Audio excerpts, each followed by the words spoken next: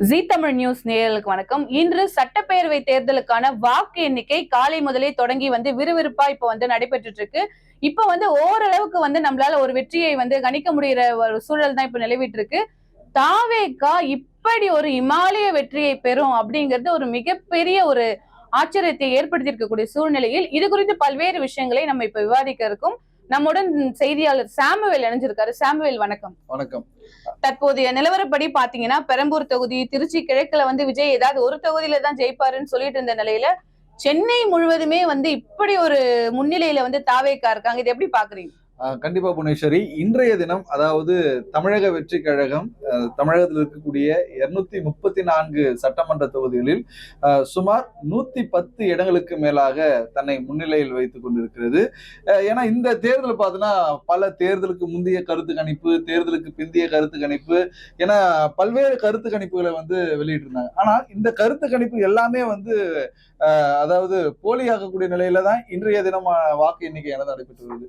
ஏன்னா தமிழ்நாட்டுல மொத்தம் அந்த 63 வாக்குச்சாவடி மையங்கள் எண்ணப்பட்டு வரக்கூடிய வாக்குகள், பெரும்பாலான வாக்குகள் தமிழக வெற்றி கழகத்திற்கு பதிவாகியிருக்கிறது. ஏன்னா மூத்த அமைச்சர்கள், ஏன் சொல்ல போனா தமிழ்நாடு முதலமைச்சராக இருக்கக்கூடிய மு.க. ஸ்டாலினுடைய சொந்த தொகுதியான அந்த கொளத்தூர் தொகுதியில தொடர்ந்து அவர் பின்னடைவை சந்திச்சுட்டு வர்றாரு. தாவேகா தரப்பில் போட்டியிட்ட வி.எஸ். பாபு அவர் தொடர்ந்து முன்னிலையானது வகித்துட்டு வர்றாரு. அப்போ இந்த சூழ்நிலை மக்கள் மத்தியில எந்த அளவுக்கு இந்த தேர்தல் மேல ஒரு எதிர்பார்ப்பு வைத்திருக்கு. எடப்பாடி தொகுதியில பார்த்தோன்னா அதிமுக பொதுச் செயலாளர் போட்டியிடக்கூடிய அந்த தொகுதி, அந்த தொகுதியில 2 சுற்றுகளை எடப்பாடி பின்னடைவை சந்திச்சாரு. ஏன்னா அங்க சுயேட்சையாக தாவேகா போட்டியிடாத நிலையில ஒரு சுயேட்சை வேட்பாளர் டிவி சின்னத்துல போட்டிட்டாங்க. அந்த தொகுதியில எடப்பாடி பழனிசாமி பின்னாடி சந்தித்து அவர் முன்னாடி அப்போ முன்னிலை வரும் பட்சத்துல அப்போ தாவேகா மீது மக்கள் வைத்திருந்தக்கூடிய அந்த எதிர்பார்ப்பு, ஒரு ஆட்சி மாற்றம் கண்டிப்பா தமிழ்நாட்டுக்கு திமுகவுக்கும் அதிமுகவுக்கும் ஒரு மாற்றான ஒரு அரசியல் வேணுன்று ஒரு புரிதலோட தமிழக மக்கள் இருந்திருக்கிறாங்க என்று பார்க்கலாம். இது உணர்வு பக்கம். நாதக தலைவர் காரைக்குடியில போட்டிட்டார். அவரு சொந்த தொகுதியா இருக்கக்கூடிய காரைக்குடியில போட்டியிட்ட சீமான். ஆனால் அவர் தொடர்ச்சியாக பின்னடைவை சந்திச்சுட்டு வர்றார். அங்க தாவேகா தரப்பில் போட்டியிட்ட பிரபு தற்பொழுது வரை முன்னிலையானது வகுத்து வராங்க. அப்போ இது ஒரு புறம் இருக்க, சென்னை தான் ஒரு ஹாட் ஸ்பாட்டான தாவேகாவுடைய கோட்டையா மாறிச்சான்னு ஒரு ஆச்சரியமா இருக்கு. எப்பவுமே சென்னையை பொறுத்தவரை திமுக உடைய கோட்டையாக தான் சென்னை கருதப்படும். ஏன்னா வெளி மாவட்டங்கள் எல்லாம் அதிமுக கணிசமான வெற்றி பெற்றாலும் கூட சென்னை பொறுத்தவரை திமுக தான் பல இடங்களில் வெற்றி பெறும். சென்னை பொறுத்தவரையும் திமுக பிற கட்சிக்கு விட்டு கொடுக்காத ஒரு சூழ்நிலை நிலையில இன்னைக்கு தாவேகா பார்த்தோம்னா சென்னையில இருக்கக்கூடிய 16 தொகுதிகளிலும் ஒட்டுமொத்தமாக கைவசம் பெற்றிருக்கு. தொடர்ச்சியாக தாவேகா முன்னிலை பெற்று வருது.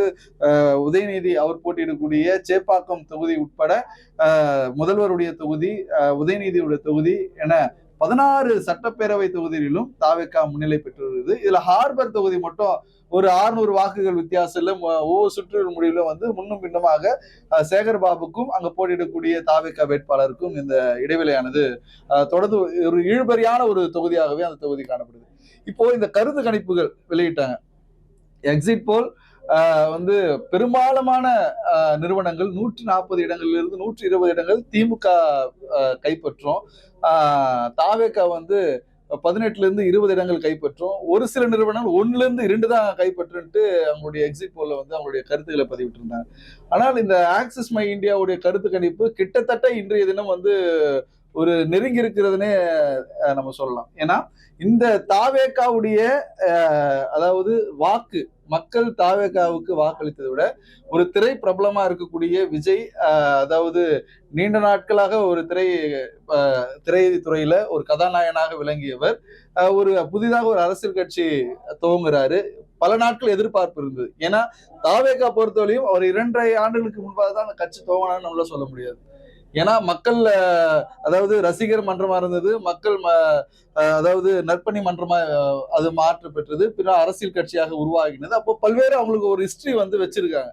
ஆனால் அதை முறியடிக்கக்கூடிய வகையில பல்வேறு நெரட்டிவ் ஆளுங்கட்சியா இருந்த திமுகவும் தொடர்ச்சியா விமர்சனம் வச்சாங்க. அதிமுக இல்ல பல அரசியல் விமர்சகர்கள் என்ற பெயர்ல பலர் தாவேகாவை விமர்சிச்சு ஒரு பிம்பம் கட்டமைக்கப்பட்டாலும் கூட, ஆனால் இன்றைய தினம் மக்கள் தாவேகாவுக்கு அதிக அளவு வாக்களிச்சிருக்காங்க. கிட்டத்தட்ட 108 இடங்கள், அதாவது தமிழகத்தில் 234 தொகுதியில 108 இடங்களில் புதிதாக முதல் முறையாக தேர்தல் களத்தை காணக்கூடிய இந்த தாவேகா பெற்றிருக்கிறதுனா அது ஒரு பெரும் ஒரு இமாலய ஒரு அதாவது வெற்றி நம்ம சொல்ல முடியாது. ஏன்னா இன்னும் தேர்தல் முடிவுகள் வந்து இன்னும் வெளியாகல. இன்னும் ஒரு சில இடங்கள் எல்லாம் இன்னும் இப்பதான் மதியத்துக்கு தான் வந்து அந்த எண்ணிக்கையானது சுற்றுகளை வந்து தொடர்ந்து போய்கிட்டு இருக்கு. இப்படி இருக்கும்பொழுது தாவேகா 108 இடங்கள், ஆளுங்கட்சியா இருக்கக்கூடிய அதாவது பவள விழா கண்ட திமுக வெறும் 57 இடங்கள் என்னும்போது அது ஒரு பெரிய ஒரு ஹியூஜ் நம்பர் டிஃபரன்ஸ். ஒரு பாதிக்கு பாதி வந்து தாவேகா முன்னிலை உடைய நிலை வந்து ஏற்படுது.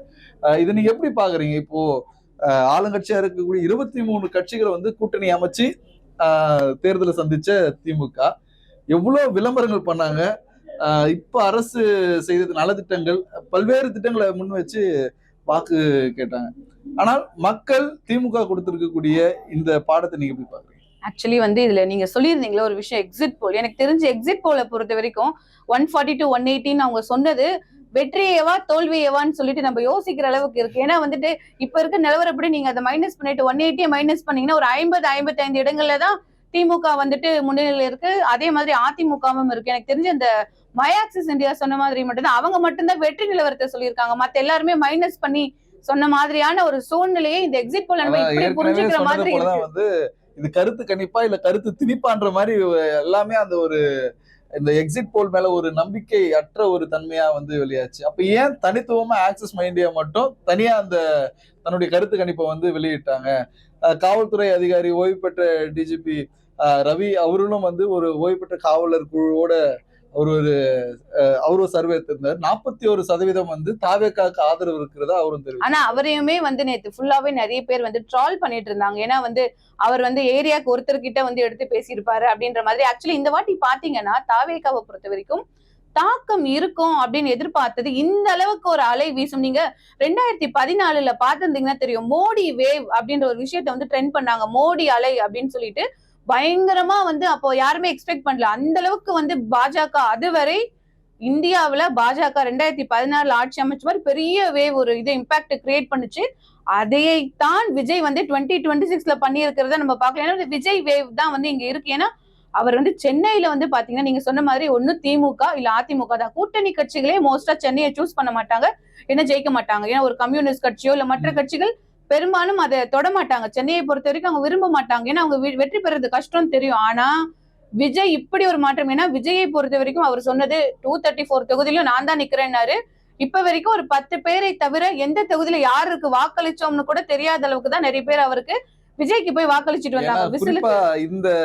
இந்த விஷயத்தை நம்ம உற்று பார்க்க வேண்டியது அவசியமா இருக்குது. ஏன்னா தாவேகா கட்சி தொடங்கி 2.5 ஆண்டுகள் ஆகுது. இந்த 2 ஆண்டுகளில் தாவேகா கட்சிக்காக ஒரு தனி ஒரு சிம்பிள் வந்து இல்லை.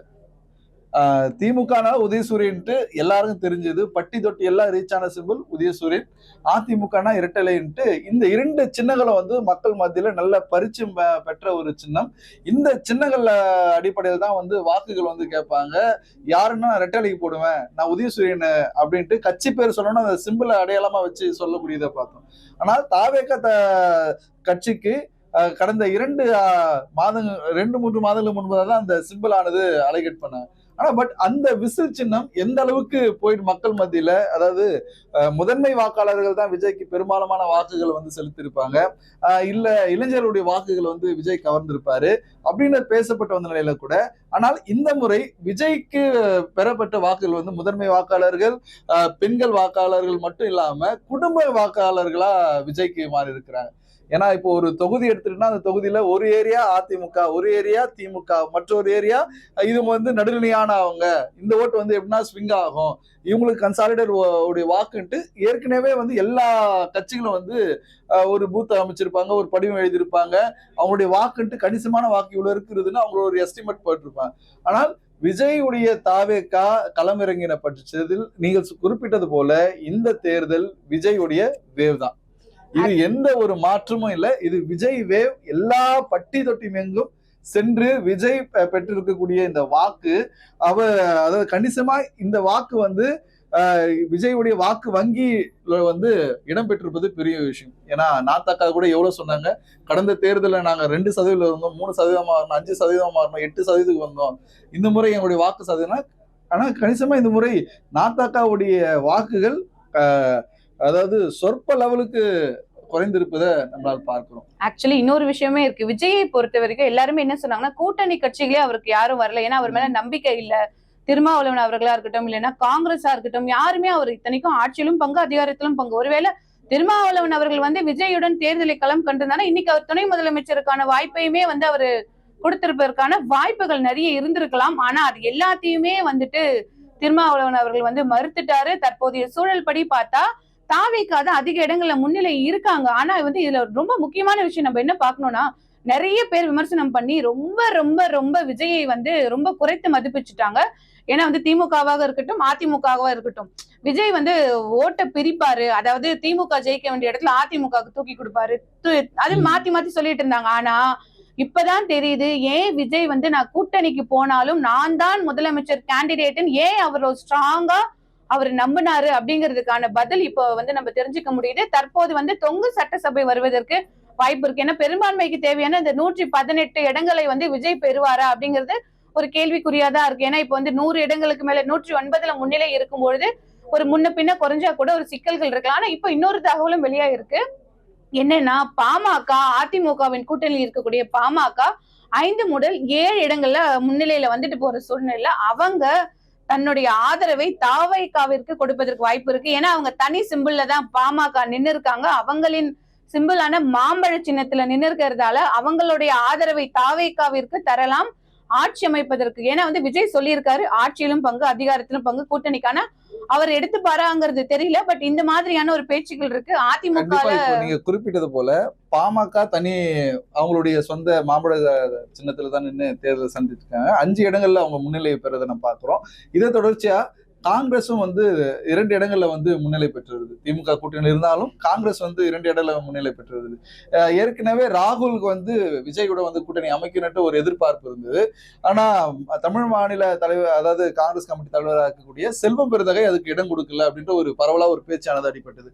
அப்போ இப்படி இருக்கும்போது இப்போ செல்வம் பெருந்தகை அந்த மாநில தலைவர் பதவியில இருந்து ராஜினாமா பண்ணியிருக்கிறாரு. ஏன்னா புதிய தலைவர் தேர்ந்தெடுக்கக்கூடிய நிலைய உருவாயிருக்கு. அப்போ இந்த முறை அந்த காங்கிரஸ் உடைய கட்சியினரும் தாவேக்காவுக்கு ஆதரவு தரும் பட்சத்தில் தாவேக்கா ஆட்சி அமைப்பதற்கான ஒரு சாத்தியக்கூறானது வரும். ஏன்னா இப்போ இந்த சூழ்நிலை இப்படியே கடந்து போனா, ஏன்னா இன்னும் முடியல, ஆளோர முடியல. ஒவ்வொரு இடங்கள்ல வந்து பாத்தீங்கன்னா 1000 வாக்குகள், 500 வாக்குகள், 300 வாக்குகள் வித்தியாசத்துல தாவேக்காவுக்கும் அதிமுகவுக்கும் இருவருக்கும் அந்த போட்டியானது நடைபெற்று இருக்கிறது. 3ஆவது இடத்துல தான் திமுக வந்து களம் காண்றது. ஏன்னா முன்னாள் அமைச்சர் என்று சொல்லப்பட்டவர்களுடைய தொகுதியில் அவர் கணிசமா 3ஆவது இடத்துக்கு கூட தள்ளப்பட்டிருக்கிறாங்க. இல்ல, இதுல ரொம்ப ஷாக்கிங்கான விஷயம், நம்ப முடியாதது என்னன்னா, குளத்தூர் தொகுதியை பொறுத்த வரைக்கும் நம்ம என்ன விமர்சனங்களை திமுக மீது வந்து மக்கள் வைத்தாலும் குளத்தூர் தொகுதிக்கு போய் விசிட் பண்ணவங்களுக்கு தெரியும். அந்த தொகுதி அவ்வளோ ஒரு அங்க இருக்கக்கூடிய பூங்காக்களாக இருக்கட்டும் ரொம்ப நல்லாவே வந்து சென்னையை பார்க்கும்போது குளத்தூர் தொகுதி தனியா தெரியும். அந்த அளவுக்கு ஒரு டெவலப் பண்ணி தான் இருந்த தொகுதி. அங்க மக்களுக்கு ஒரு பெரிய அதிருப்தி முதலமைச்சர் மேல வர அளவுக்கு எதுவும் இல்லங்கிறது ஒரு. பட் ஆனா அங்க விசில் சின்னத்துல போட்டியிட்டவர் இவ்வளவு லீடிங்ல இருக்கிறது சொல்ல முடியாது. நீங்க சொன்ன மாதிரி குளத்தூர் தொகுதி முதல்வர் தொகுதி, அங்க வந்து எந்த ஒரு குறைபாடுகளும் இல்லைன்னு சொல்ல முடியாது. அங்க இருக்கக்கூடிய மக்களுக்கும் வந்து மழைநீர் வடிகாலுடைய பிரச்சனை, மழை வரும்போது வீட்டு உள்ள தண்ணி வந்துருது. இப்போ நம்ம ஒரு எம்எல்ஏவா இருக்கும்போது அவர் போய் நம்ம முறையிடலாம், முதல்வரா இருக்கும்போது நம்ம யார்கிட்ட போய் முறையிட முடியும்? அந்த ஒரு சிக்கல் வந்து அந்த மக்கள் மத்தியிலே இருந்தது. அது மட்டும் இல்லாமல் அங்க இருக்கக்கூடிய பலருக்கு வந்து இந்த பட்டா வழங்கக்கூடிய விவகாரங்களும் வந்து தொடர்ந்து பிரச்சனைகள் வந்து இருக்கு. பிரச்சனை இல்லாத தொகுதி எதுவுமே இல்லை அப்படின்னும் பொழுது, ஆனா அந்த தொகுதிக்கு தமிழக அரசால் அறிவிக்கப்படக்கூடிய திட்டங்கள் முதன்மையா போய் சேரும்.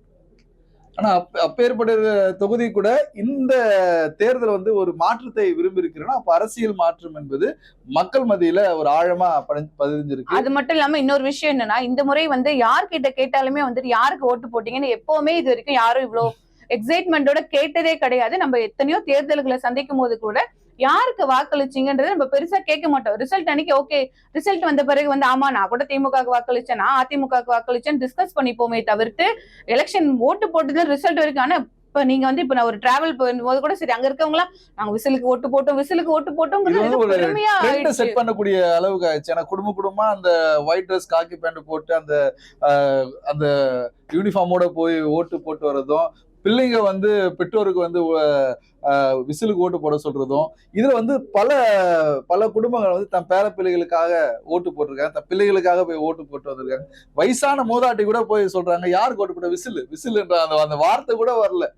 அப்போ அந்த அளவுக்கு அவங்க ப்ரௌடா வந்து ஃபீல் பண்ணி அவங்க உண்மையா வாக்குகளை வந்து இல்ல செலுத்துறத உண்மையாவே பாக்குறோம். வந்து இது பெரிய விஷயம், ஆமா, பெரிய இது ஏன்னா வெற்றி தான். இளைஞர்கள் மத்தியில ஒரு அரசியல் மையம் ஆக்கப்படும், குழந்தைகள் கூட ஒரு அரசியல் மையம் ஆக்கப்படுதுன்னா அது விஜயுடைய ஈர்ப்பு விசையால இல்ல தான். அவர் உண்மை. பேசுறது பிளஸ் வந்து இந்த வாக்குகள் இத்தனை சதவீத வாக்குகள் 84% வாக்குகள் தமிழகத்துல போலா இருக்கு.